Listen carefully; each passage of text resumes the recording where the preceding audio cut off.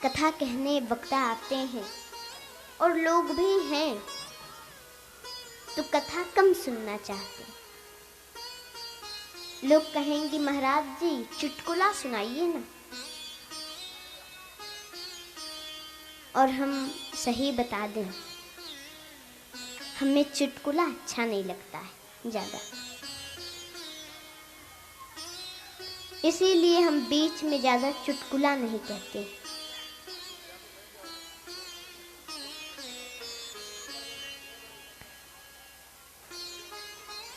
इसलिए कहते हैं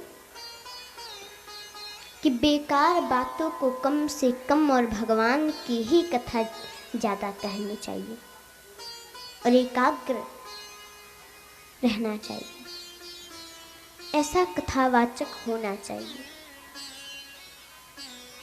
और कहते हैं सुरसरित सिर, सुरसरी कहते हैं गंगा को। भगवान शंकर के माथे से गंगा निकल रही है, अपने माथे से भक्ति की धारा बहाएं, लोगों को भक्ति की धारा में अवगाहन करावें, ऐसा वक्ता का जीवन होना चाहिए। और कहते हैं लोचन नलिन विशाल, नलिन कहते हैं कमल को। बोले कमल जो होता है वो पानी में पैदा होता है और उसी में रहता है, पर अपने ऊपर पानी को ठहरने नहीं देता।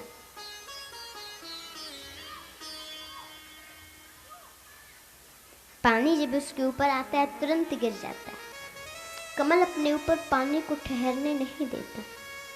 ऐसे ही वक्ता का जो लोचन है वो तटस्थ होने चाहिए, उसकी विचारधाराएं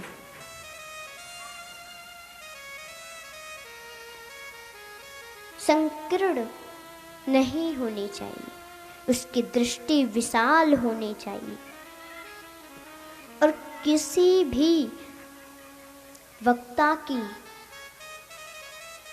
निंदा नहीं करनी चाहिए, बुराई।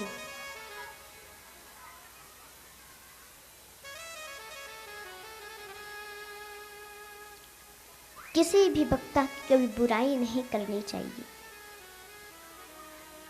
और भगवान शंकर जी के गले में विष है इसलिए नीलकंठ हैं। उसी प्रकार वक्ता को चाहिए कि विष को कंठ में धारण करे और केवल कथा रूपी अमृत बरसाए, क्योंकि कहा जाता है ऐसे बाड़े बोलिए कि मन का आपा खोए, औरन को शीतल करही आपहु शीतल हो। वक्ता की बाड़ी में शीतलता, माधुर्यता होनी चाहिए। और कहते हैं लावल्य निधि, यानी वक्ता के माथे पर चेहरे पर तेज होना चाहिए,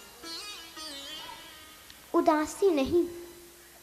और शोह बाल विदुभाल, भगवान शंकर जी के माथे पर चंद्रमा है, द्वितीया का टेढ़ा चंद्रमा, क्योंकि पूरा चंद्रमा जो है उसके पीछे तो राहु पड़ा है, इसलिए वो टेढ़ा चंद्रमा धारण करते हैं। तो चंद्रमा की तरह वक्ता के जीवन में चरित्र की पवित्रता होनी चाहिए और सहजता होना चाहिए, सरलता होनी चाहिए। ये सब है तो ही वो वक्ता है, वरना वो शुद्ध वक्ता नहीं कहा जा सकता।